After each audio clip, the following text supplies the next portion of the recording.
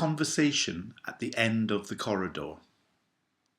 It was late, the sort of evening when the boarding house grows quiet in stages with doors closing one by one, the low murmur of boys finishing homework, the pipes ticking as if thinking things over.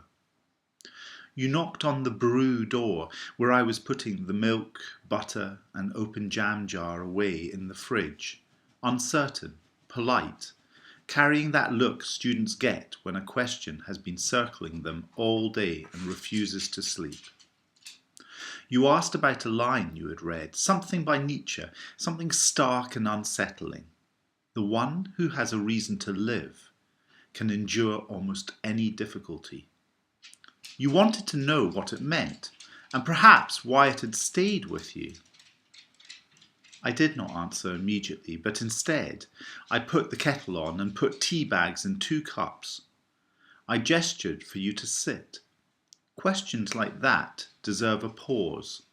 What I think it means, I said finally while pouring the hot water, is simpler than it sounds and harder than it looks.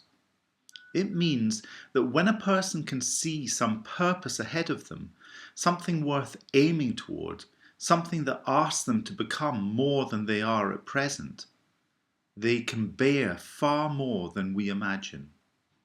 Fatigue, disappointment, loneliness, even suffering become survivable when they are placed in the service of something meaningful.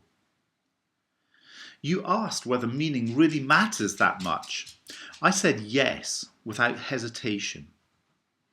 More than comfort, more than success, more even than happiness, at least as it is usually understood.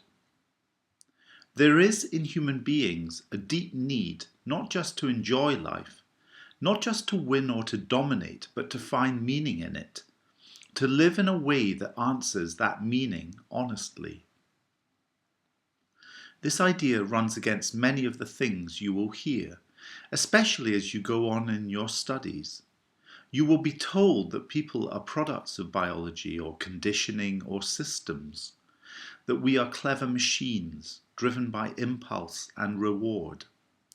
There is truth in those explanations, but they are not sufficient. They do not explain why a student feels empty despite every advantage, or why someone will endure hardship for the sake of a principle, a person, or a promise. Out of this understanding came a particular way of thinking that places meaning at the centre. Instead of asking only what happened to a person in the past, or what instinct drives them now, it asks a different question. What is life asking of you in this situation? Not in general, not forever, but here and now, in the circumstances you cannot avoid. You looked surprised when I told you about the students I had encountered over the years. Not all despair wears black coats and philosophical expressions. Some of it lives in bright places.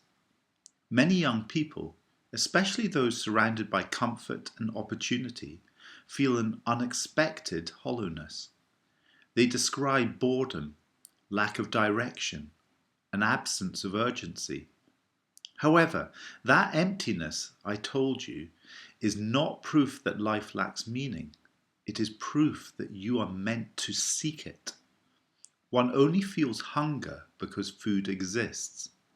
One only feels the ache of meaninglessness because meaning belongs there. There are, broadly speaking, 3 ways people discover meaning.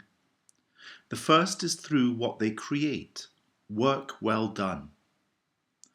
A task completed with care, something brought into the world that was not there before, whether it is an essay, a lesson taught, a repaired fence, or a kindness no one sees. It is ordinary tasks, taken seriously as an expression of what one values. The second is through connecting to their existential self in experiencing the world, beauty, truth, connection. standing before something that reminds you the world is larger and richer than your worries. Sometimes this is art or nature. Sometimes it is a moment of unexpected clarity. Then I told you stories about Theresienstadt during World War II, where the concerts mattered so deeply to the prisoners because they answered their need for meaning. Stories about prisoners' hunger for connection in a camp system designed to systematically destroy human dignity, identity, and hope. About men and women who had lost everything and yet paused together simply to watch the evening sky. They could do nothing to change their situation, but they could still receive what the world offered, and in that moment, meaning appeared without effort. Experience also includes people. Truly seeing another human being, not as a role or a label, but as a unique person whose existence has never occurred before and will never occur again. Love, in its truest sense, is not sentimentality, it is attention. It is the ability to see not only who someone is, but who they might yet become, and to respond to that potential with care. You mentioned self-fulfillment, a word often used loosely. I cautioned you about it. You do not become fulfilled by chasing fulfillment. It arrives indirectly when you commit yourself to something beyond your own satisfaction.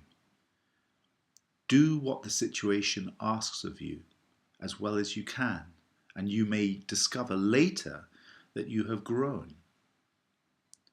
The third way meaning appears is the most difficult and the most easily misunderstood. It concerns suffering. When you can no longer change your circumstances, when you can no longer work or enjoy as you once did, there remains one freedom that cannot be taken from you: how you respond, the attitude you choose, the manner in which you carry what you must carry. There are situations, tragic, unfair, irreversible ones, where meaning does not come from action or enjoyment, but from dignity, from courage, from humility, from refusing to become diminished by the pain you endure. This does not glorify suffering. It simply acknowledges that even suffering can be answered. You asked how one prepares for the final questions such as loss, mortality, death itself. I said that no one can teach that unless they are trying to live it themselves. Students know immediately whether a teacher believes what they say. What steadies me, I told you, is the conviction that nothing truly lived is lost. Time passes, yes. Lives end. But what has been done cannot be undone.